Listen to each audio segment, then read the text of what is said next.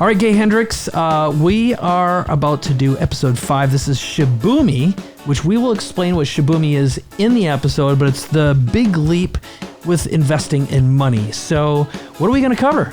Well, we're going to cover all our personal wealth building strategies, and we're also going to cover how much your attitude and your inner energy creates your worth, creates your net worth as well as your self-worth. Okay, and one of the things that I'm super excited about is you're going to talk about really a couple of the transformational moments going back to the Civil War time. Yes. And the idea of Yankee money and what that is and how it affected you growing up.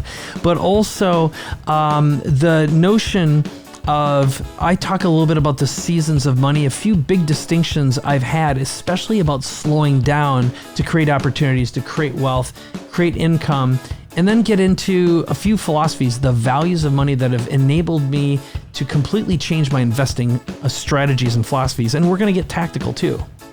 Yes, and I can also testify to how to go from poor to rich without ever having a budget or a business plan. I love it. So all of that and more coming up in episode 5, SHIBUMI. And you've got to stick around because this is a fantastic word. I just learned it today.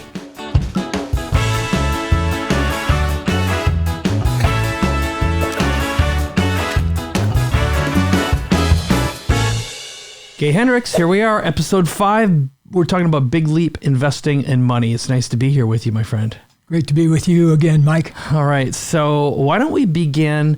And I think the best way to get this thing rolling is let's just talk about, I'm curious what your big leap about money has been, both from the past, like if you think about what was the biggest leap that got you into a space that at least got you comfortable with the money.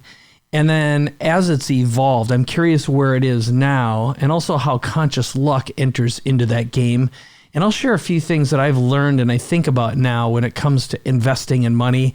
And we might as well be as tactical and as strategic simultaneously with this topic, so it provides as much value as possible for our audience. What do you think of that? Great idea. Money is like, I think, religion or any marriage or any other big thing like that. It has this vast amount of energy that's bound up in it. And either people define themselves by resisting that energy or by opening up to that energy. And there was a particular day I remember when I opened up, and it was when I caught myself in my mind having the same conversation about money that I heard around me growing up. And I was maybe 35 at the time or something like that when I had this insight. But I realized I was replaying the same, are we going to have enough money to get through to the end of the month conversation that was just around me in the atmosphere when I was a kid. I don't think the month went by without somebody saying that out loud. I can totally relate to that. I remember growing up, probably my most distinctive thought was, and I don't remember the exact year, but it must have been in the 70s sometime. And so it was definitely high inflation. My dad at the time, so he ran a barber shop. So he's a barber, but never really understood his own value. He grew up very poor on a farm. My mom grew up very poor, raised more or less by her completely dysfunctional, crazy mother, who was lobotomized by her father, by the way. I mean, how's that for a little dysfunction? And he was this philandering alcoholic. So my point is, neither of my parents came from any form of wealth. There's old programming there. And my dad came from very, very poor German immigrants who came here during World War I. And my mother's family came over around World War I as well from Norway. Having said that, so here it is.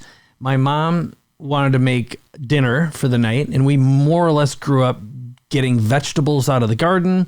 And my dad, because he came from a farm background, we had a freezer full of meat. So, or we went and caught our own meat in the lake. So we caught fish. But Mom said, would you go up to the grocery store to get some hamburger? And I remember looking inside her purse and there was $1 in there. So I got $1 worth of hamburger, and the way she bulked it out for the rest of us kids, was by adding a box of saltine crackers, right? So it was. I know that particular dish from my childhood too. So anyway, I can remember driving back and forth on my bike, and it didn't seem, it didn't seem bad. It wasn't like we had lack. It's just I didn't realize that the energy surrounding the mindset, how it affected me later on. And how that was certainly a driving factor, because as the oldest, there wasn't extra at all around. We weren't in need necessarily. Dad always found a way, but he worked a lot. And he was also the city clerk and the building inspector, and then did other odd jobs, always sharpening scissors. He always had a side gig on top of a side gig. So I started working full-time the day I turned 16, and prior to that I always had gigs going around because I hated being cold, last, and late. It was like, so when anyone ever asked me, what do you want to be when you grow up, I always said I want to be warm, first, and rich. And so that was a driver. That's good, though. You grew up in Minnesota, didn't you? Yeah. I can see where warm was a big issue. I grew up in the swamplands of Central Florida. And the reason we were in Central Florida was because my family, which had once been very wealthy before the Civil War, got on the wrong side of the Civil War. They lived in Alabama, and they had a bunch of factories and things that all got blown up and all their lands confiscated. So my family went from this great wealth to basically having to run for their lives to Florida. And they ended up at the turn of the century in Florida and gradually worked their way back up the ladder again. But my grandmother, who I was primarily raised by my grandmother, she had this odd position about money that she didn't trust the, quote, Yankee money. Yeah. And, of course, they'd lost all their Civil War dollars and everything and the Southern money. In fact, one time I was nosing around in some old chests in my grandmother's house, and I opened a chest, and there were millions of dollars of Confederate money in it. And I was a little kid at the time. My eyes popped out because I thought it was real money. And I remember running into my grandmother and saying, Granny, look what I found. And she said, sorry, it's not worth a nickel, And But I went through a process of really getting very comfortable with the Yankee money, and I'm totally comfortable with it now. That is really, that's such a strange conversation to have now, for sure. So let's talk about breakthroughs, because I can for sure tell you a couple of mine, and where I finally felt like I got my head above the water level, where I felt, looking back, the experience I had, if I was going to describe a dream state while I'm alive, it's feeling underwater all the time. I was always chasing, just barely floating above. It's like a little gasp for, because I was burning through it fast. I didn't have good saving skills, or certainly not investing skills. And I certainly was raised in the environment of perform a task and get paid versus wealth accumulation and investor mentality, and more importantly, the notion of never creating a job for yourself when it comes to earning money, which is a big concept I want to talk about as we move through this. But do you want to talk about your breakthrough moment? And I'll tell you what mine were, two of them in particular that stand out. Yeah, well, I had a couple right in a row, but right after I had that insight about replaying the old money conversation, I went in and I talked to Katie about it, and she and I had only been married a year or so at the time, and we were struggling with money. And so I talked to her about this insight, and she kind of lit up about it, and we went out to a restaurant and plotted out our future, basically, and plotted out how we wanted things to be in the money arena. And you'll laugh at this probably, but the very first thing we came up with was, wouldn't it be nice to have $1,000 in an account that we never had to touch? And that was a very outrageous idea for us at the time. But once we got our attention on it, we manifested it very quickly. And then we set our intention on getting $10,000 that we wouldn't have to touch. And so things went on up from there. But the key thing was getting our attention off of the old conversation and finding a new way of planting our flag in the ground about how we wanted it to be. Ultimately, we kept score for a while. up until we got past 1 million or so. But after that, we quit keeping score and just developed a whole kind of a money mantra, which is all of our money is easily invested and expands constantly to bring us the things we want and need. So we have this kind of idea about it that we think sustains our continuous money expansion. That's great. So I'll tell you mine on just like a practical level. And I think a couple of my breakthroughs, it really came from when I started Digital Cafe, which was my first real business, and it was an agency, a digital marketing agency. And one of the pains I had associated with it was on the outside, we created a great appearance that we were doing really well. And we were successful in the sense that we were working with huge clients like 20th Century Fox and Sony and doing movie promotions and writing video games. And we were working in a high visibility field doing interactive multimedia at the time, which was pre-internet. We do custom games and our clients were agencies. The problem was we got paid in dribs and drabs, and we often wouldn't get paid until the client got paid. And that's back when agency work was all driven by creative. So someone would get a gig based upon the creative that they'd pitch, Mad Men, or is it Mad Men style? Like the TV show. Mad Men, yeah. And it meant creative drove everything. They'd get awarded, and then agencies made their money on the 10 or 15% of ad spend. So when money was being spent, they made money, but otherwise you'd win it based upon the creative. Where we were service mentality. It was just the way we were raised. So we're kind of like this awkward in between. But when you're dealing with a company like 20th Century Fox or Sony, it would take 90 days to get paid. And what drove us was our creative team, our staff. So we were constantly fighting not just the 30-day monster, but the 90-day monster. And, someone's late, and to them, it's like if things get delayed 120 days, it's no big deal to them. But for us, we're living on the 10% or 20% down payment. Well, finally, though, after 10 years of struggling, and at one point, at the point where I was literally buying my groceries on gas cards, because all my credit cards are full. I'm paying my staff with credit card checks. And we were basically, I didn't know this was not cool at the time, but I was kiting credit card checks. So I was paying my credit cards with credit card checks and moving money around all the time and hoping for the next card to come in. And finally, we got acquired. And that, for the first time, was a lump of cash dropped into my lap. Plus, we got an employment agreement and, not only that advance of that initial transaction, but I could pay off all my debt immediately. And it wasn't millions, but in the high hundreds of thousands of dollars in my bank account. It was like, holy cow, this is miraculous. And because of that transaction and because of the visibility of it, I suddenly had options around me where people were paying me an inordinate amount of money for my advice. And that was the first time I genuinely felt refreshed and clean and rich. And from there were a couple other breakthroughs. But again, it was still very transactional at the time. And I didn't really understand the mindset of attracting it and being able to hold on to it and being able to maintain that mentality, because depending on what was happening at any given time inside my bank account determined how I felt about money. Mm-hmm. Your net worth was associated with your self-worth. Yes, totally. Yeah. Well, I'll tell you, I can remember a moment also when I quit worrying about money, and it didn't have anything to do with money itself. I read this little book one time called Seed Money in Action, and the idea of it was really radical.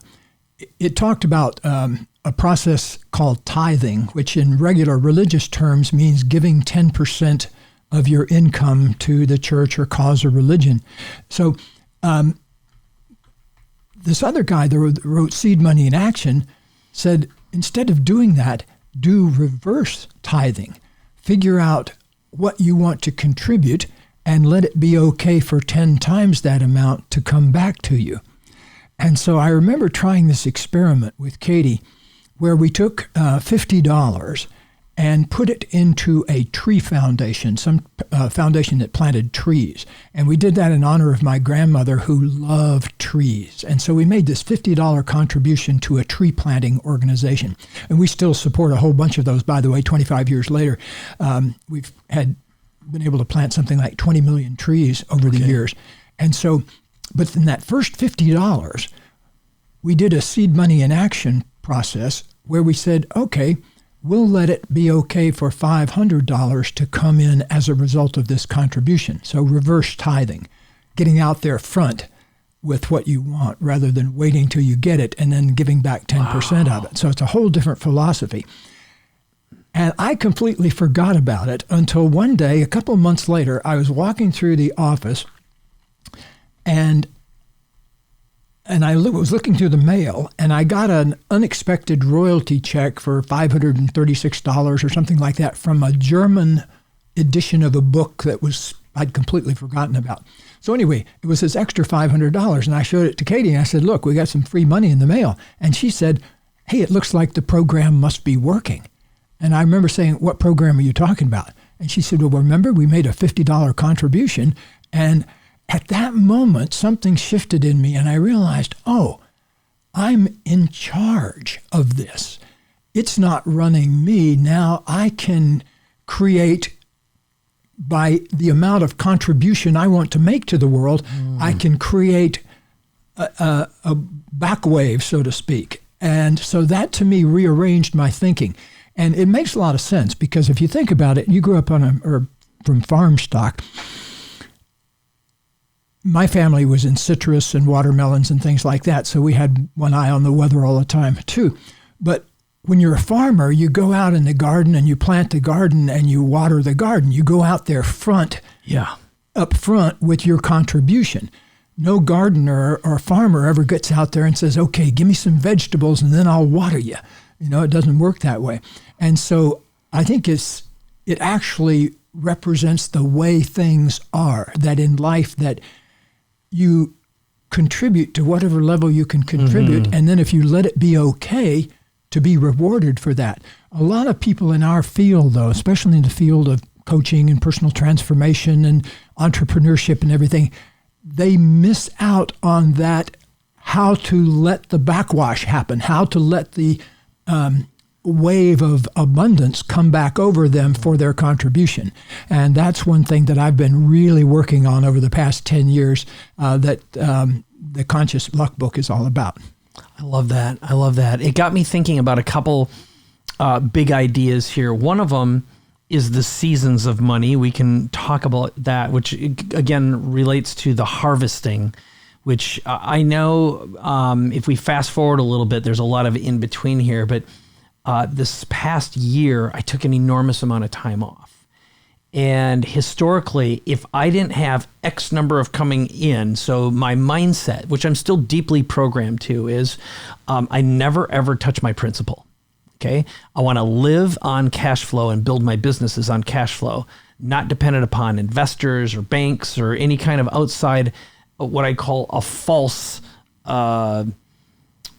security blanket. Because in my mindset is provide for the industry or a market that exists, not for one that I hope exists or think might exist. Yeah. So test and repeat, and build that, which I've basically done that same model about 7 times now, fully acknowledging that it may or may not be the right thing, but it's the one that I understand fully and completely. So the basic notion, though, what I am not used to is taking time off because I'd be afraid that I'd lose momentum. So I think money momentum is a very important concept here. And what happened this past year, so I sold everything, shut down my last business, managed to sell it and the assets, but I really took time to compress the spring. So if you think of, planting time and growing time and harvest time and then winter time, it was a more or less controlled winter time to just rest and think and test out my thinking and have time for germination to take place. So I was seeding and And it was fairly intentional, which is just building relationships and connecting without expecting reciprocity or any specific outcome, just knowing that by providing value, it was compressing the spring. And then suddenly these new little things started to germinate and pop up, and I've got mini harvests happening all the time. But remembering that from a symbolic perspective has been an important vehicle for changing and rearranging my old panic-stricken, anxiety-driven mindset that I think was created by decades of trauma, of almost running out, about having unforeseen forces suddenly take, steal, or remove money from my existence, whatever that may be. And they were energy leaks, really. I mean, if you think in a metaphoric state. So, so I want to, first of all, see if you have some comments there before I ask you about investment philosophy, because one of the things that you are exceptional at is spotting a trend before it happens, creating an opportunity, controlling your luck, creating luck factors, and then manifesting stuff very, very quickly, and then also timing the exit. Yes. And I've watched that personally I think you and I have known each other somewhere in the neighborhood now. It's not far from 20 years, surprisingly. Really? I think we met through Ariel shortly after I moved here. And I'm going to guess it's in the 15 plus year range. It's not far off from there. I could be off, but I know it was before Traffic Geyser even. We were working together. And that goes back to the 2003, 2004, 2005 category. I'd have to look back at some of our original creative documents. So anyway, you and I have actually done some business things in the past. And then I've watched some of your investments, some of them active, some of them reasonably passive. And let's talk a little bit about how your investing strategy, being able to allow things to happen and steer them either energetically or with your advice and your, I'll say your superpowers. Mm-hmm. And I'd love to explore that and see what you know about you now that you didn't maybe 10 years ago, 15 years ago, 20 years ago when it comes to investing and manifesting. And let's get tactical. Yeah. Well, right now, the way I look at my investments is a little bit differently than when I started. Because when I started, I was just putting a little bit of money away in a fund, that kind of thing. I didn't really think about it, except it was a savings plan for me. And I've always been kind of a frugal person. My wife and I love our house. We used to have 3 houses in a business building, but over the past 25 years, we've trimmed down to where we have one house we love. And I love that about you, by the way. It's like, you and I have talked about net worth and all that, and you're in a great place. You've worked hard, and like you have it's a beautiful spot in Ojai, and it's modest. Mm-hmm. I can remember the first time I walked in, I was like, well, this isn't the home of the gazillionaire I know you to be. And I say that with, a little bit tongue in cheek, but, I was like, wow. And it was like, you're not a big car guy. You're not a stuff guy at all. Neither one of you. And I appreciate that in more ways than I've even ever had the conversation with you about. So I just wanted to put in a little bookmark there, but keep going. Okay. Well, I appreciate that very much, because actually it's been a lot of work getting to that place, just having one home that we love passionately. And, the thing that I did in the early part of my life that I kind of look back on with some regret is I made things a lot more complicated than they really ought to be. And I created complexity in my life all the time. And for the past 25 or 30 years, I've been highly focused on simplicity, making things, elegantly simple. That's the way I put it. The Japanese word SHIBUMI, that has that elegant simplicity to it. How's that spelled, that word? SHIBUMI, SHIBUMI. Okay. It's this sort of elegance of organization, not too much, not too little. And with Katie and I, we don't have kids at home anymore. We just have the 2 cats, so we don't really want or need a big house. Mm-hmm. And the one we have, we've been there for 20 years now and just put energy into it, and we love our gardens and all of that. And so it's perfectly scaled to us. And there was a time in my life when I went kind of wild when I first made money. We kind of it was interesting because I was a university professor very happily, and then we wrote the book Conscious Loving and sort of overnight found ourselves on Oprah. And within a very short period of time, I was making more money every month doing seminars than I was at the university in a whole year. And so it got to be kind of costly then to have my regular job. And so from then on, I've never had anything that looks like a real job, which I'm very happy about. As soon as possible, everybody invent something that you love to do that people will pay you good money for so that you don't ever feel like you're working a day in my life. Yeah. That I can relate to, even though I know exactly what you're talking about, where it's so easy to suddenly create 3 jobs for yourself because the opportunities are so attractive and these things just get thrown into our laps for sure. But it's about planning it. And I love what you say about SHIBUMI, because that's something it is really hard to shut off the leaks, the energy leaks, and stay focused on offering the 2 things or whatever it is that you're providing. And now I try to balance between really 3 areas of focus. One of them is, we'll call it just income generation. And this is outside of health and family, of course. The other one is celebrity manifestation, which is publicity and creating a platform like what we're doing here. And then the other part is deep, meaningful relationship cultivation, which are, I'm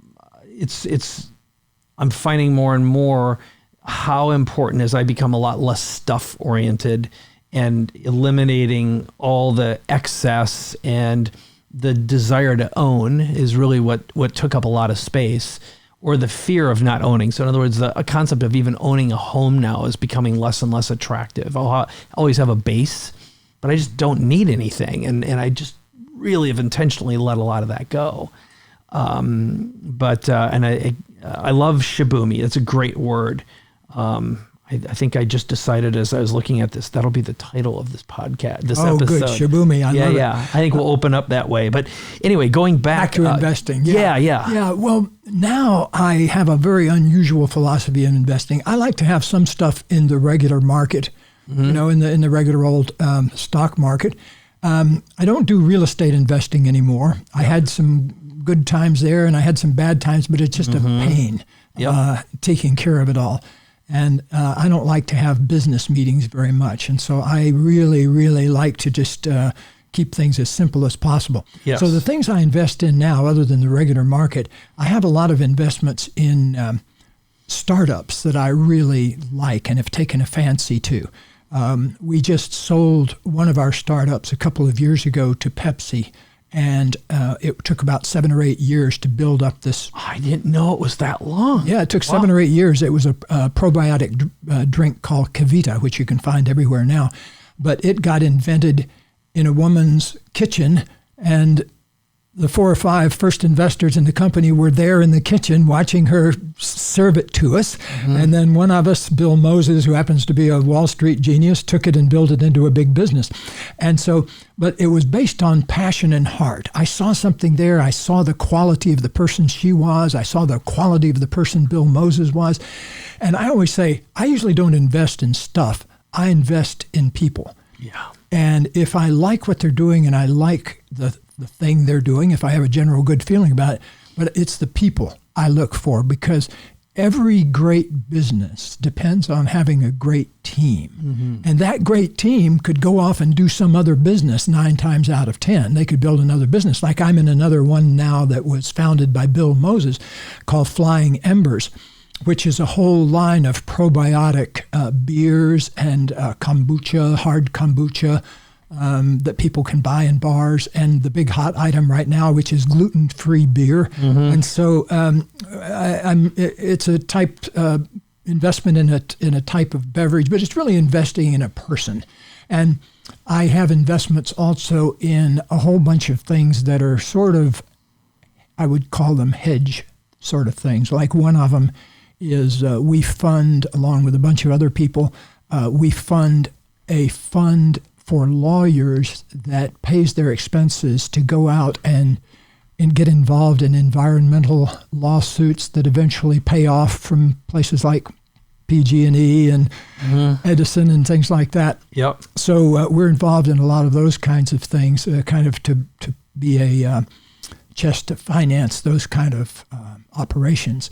And so I have a lot of things like that. But also, I think you really want to keep in mind with investments to make sure your heart is involved in addition to your head, because your head can make a lot of mistakes and can also create things that have, I've been involved in businesses where it started out like a good idea, but I made a compromise along the way. I said, okay, I'll stay in. I don't like what this other guy is doing in here that's one of the 3 top guys, but, I'll go ahead. And blah, blah, blah. Inevitably, that always kicks me. Yeah. I always say, Jerry Jones used to tell me, the very best deals you'll ever make are the deals you don't make. And boy, is that true. God, yeah, that's, so I'll give you a couple things that I've learned in recent times, and I'm going to give credit where credit is due.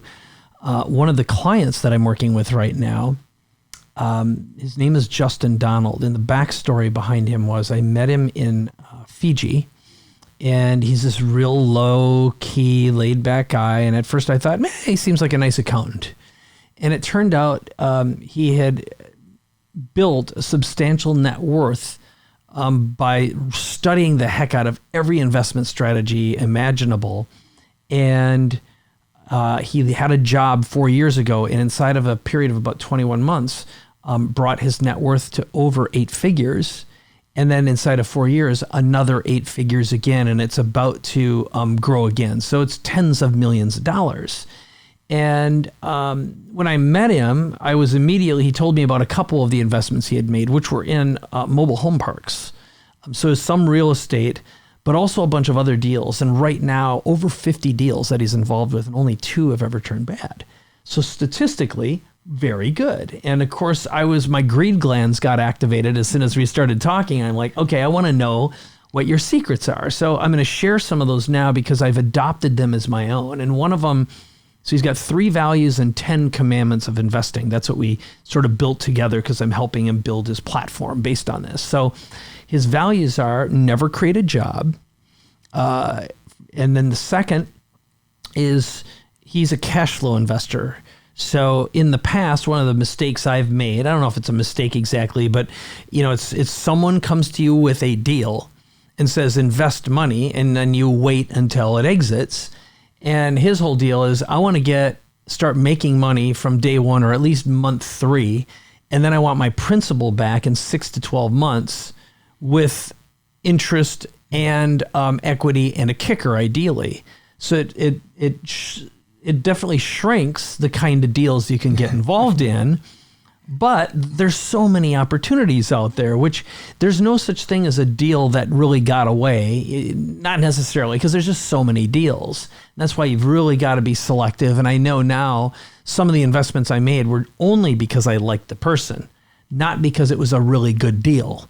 Right. So it's got to be the combination of those things. But anyway, to get into his mindset, it's don't create a job, start making money right away, create equity, and then find a kicker.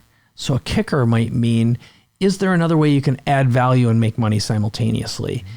Is there a way you can negotiate something that happens based upon maybe a relationship or an introduction you can make, and sectioning that off? And then always remember that the offer presented to you, everything is negotiable.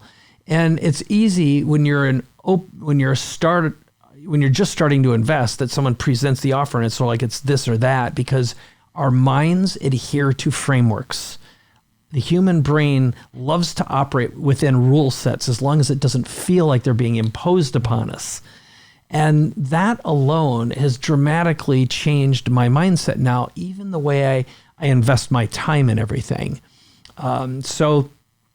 Because I've been careless and sloppy about where the leaks are, I'll say unconscious. And it's too bad it took me until 53 to figure this stuff out. But I guess that's just the name of the game. But I'm curious, what are your values and what's your mindset around your rules and engagement say 30 years ago, 10 years ago, and now? Well, now I realize that you can create more wealth through saying no than you can through saying yes. In the early days, I said yes to everything and just about drove myself crazy. But as I learned to be more discerning, what really got me onto the right wavelength was learning how to feel a certain feeling in my body that told me yes or no. Learning how to tune into all of these signals that were coming up from way down in there that I wasn't paying attention to. In every situation where I can see where I lost money or didn't like the thing that was going on or had to drop out because I didn't want to be involved with whatever it was, in every situation, I got an early warning cue about that I overlooked. And what did you call it? Your greed? Greed glands. Greed glands, yeah. Well, those things start firing off in there and they start hitting your synapses and pumping you up with serotonin and everything like that. And, those are hard to... they are hard to say no to, for sure. And, but like you said, there's an unlimited number of them out there. And also, too, I want to speak to the conscious luck thing because I wanted to go there. Yeah, half of my net worth, I would say a good half of my net worth has come from being in the right place at the right time and making a decision based on something that I wouldn't have had the opportunity to do 5 minutes earlier. I had the opportunity to invest in an electronics .com startup back in around 1995, and which ended up paying off a 33-to-1 shot. I mean, you don't get many 33Xs in your whole investment career. But everybody that put in $50,000 got back $1 million, basically. And fortunately, a lot of people put in a lot more than $50,000. Yeah. But what really happened there was this 27-year-old kid who was wearing braces was their rep who was selling the stock and came to my office and was talking to my wife. And I just happened to wander into the office and heard his pitch and said, I was going to say no to it, but Katie really was in favor of it. And so we said yes to it. Boom. Then 3 years later, we had to wait for a good outcome, but we got the 33X payoff. Another time, being in the right place at the right time.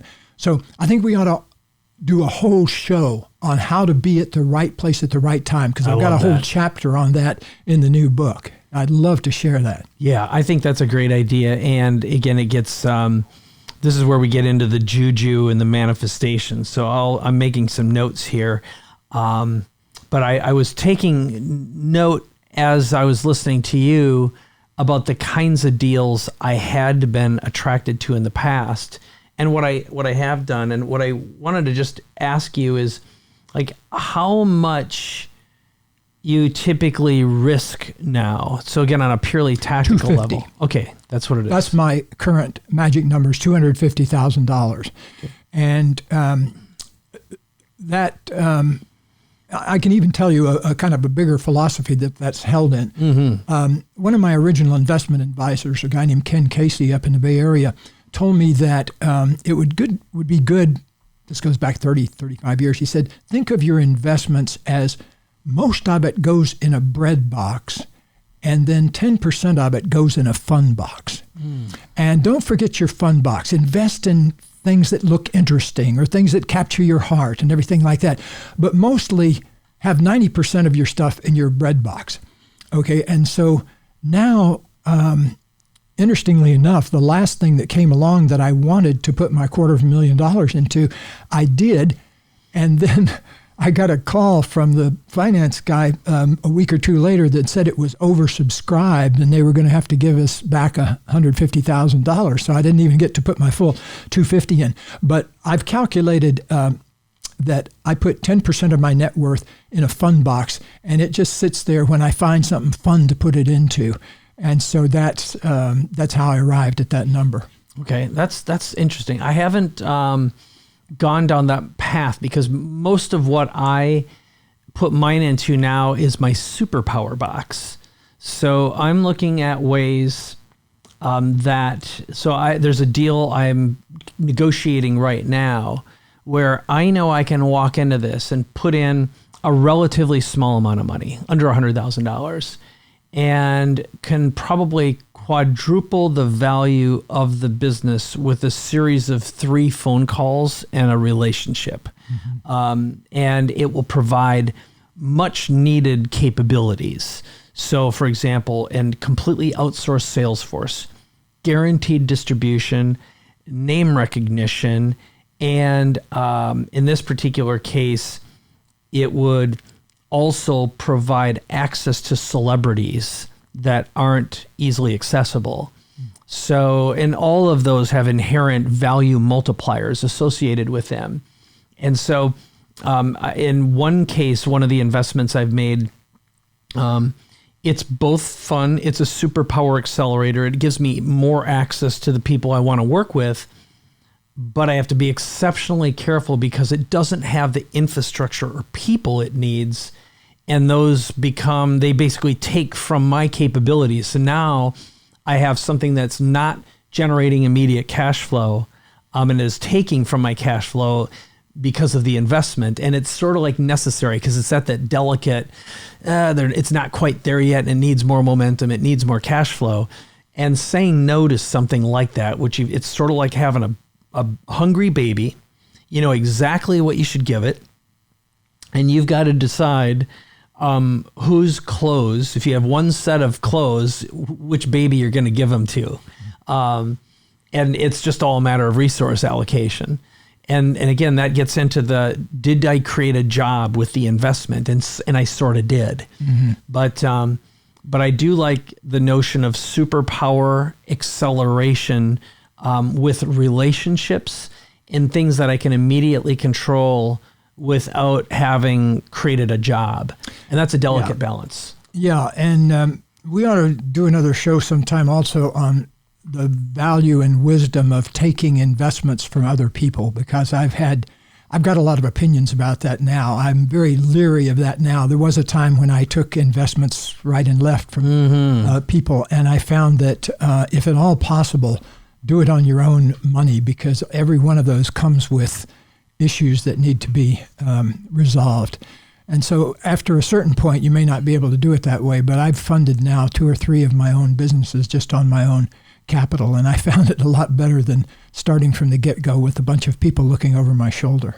Yeah, I would say in my history, I have done every one of my own deals with no outside capital, other than essentially, I'll say, rotating credit card debt, which in itself you'd look at and go, ugh, why would you do something like that? But it's it's pretty much zero risk. From my lens anyway, because they've always been cash flow producers. And now that I'm a little bit older, I can operate with a boutique mentality versus a this must scale and go public sort of mentality. And I don't know one person who's ever gone public and loved their life. And in my experience, I've never met the spouse of a business owner whose business is public who loved their lives, or the children. Not one. And now I think small and controlled is much better with high net profit than something that's scaled and large, complex, because someone's going to find a way to steal from you. You're constantly under, lawsuits are thrown your way. And you've heard before about Branson. He was asked once by someone I know about where he spends his time. A huge percentage, it was something like a third or maybe more, is in depositions. Yes, that's a subject that let's not get into that. I'll get depressed just thinking about the amount of hours. And the interesting thing was, I've only been sued once in my entire career, and it was because I had a partner that was in conflict with the guy who sued us. And so I got sort of taken along for the ride in the situation, but it left a bad impression. I had to spend many hours of my life deposing. That's not fun at all. So let's bring this ship home and talk a little bit. I know we've got an upcoming episode that will talk about energetic money in investing in luck, and really put it in the context of the Conscious Luck book, and other people's money and funded with money topics, because we can get a little more tactical there. And I know there's some great stories that we can talk about. And I do have one unspoken story about when I understood the avalanche of money, and when luck and opportunity and market timing all collide at the same time, and creating those opportunities and experiences, which I think is a really important energetic concept to think about. And then, I don't know, do you have anything else you want to add to that? Well, I think once you get how money is energy and you get how energy operates, you have a tremendous new source of wealth creation at your disposal. Great. Well, with that, let's take this one home, because we're going to be talking in the future about creativity. And that's another big idea that both of us love a lot. And I think it's a great spring compressor. And I want to incorporate in there the idea of theater and how important that is in terms of elevating yourself and everyone else around you. I've had some insights about theater lately, and I know because you've been working on screenplays and stories, stuff that's being optioned for movies. Let's get into entertainment, because I think that's something that will excite everyone who's listening. It'll excite us as well, because I just saw your body language shift just with the top that notion. I forgot to tell you that my favorite investments that I've never made a nickel from yet is for about the past 10 years, I've been one of about 30 people that own the Terminator franchise. Oh, yeah. And we're still waiting for our first paycheck on that. But I really get a kick out of owning a piece of the Terminator franchise. All right. Well, let's go down that path. I think that would be a next one. We'll take a break from money and we'll go down the path of creativity and theater and enhancing and increasing value, what that means. What's that sound like? Sounds great. All right. Well, another great episode. Thanks, Gay. Thanks, Mike.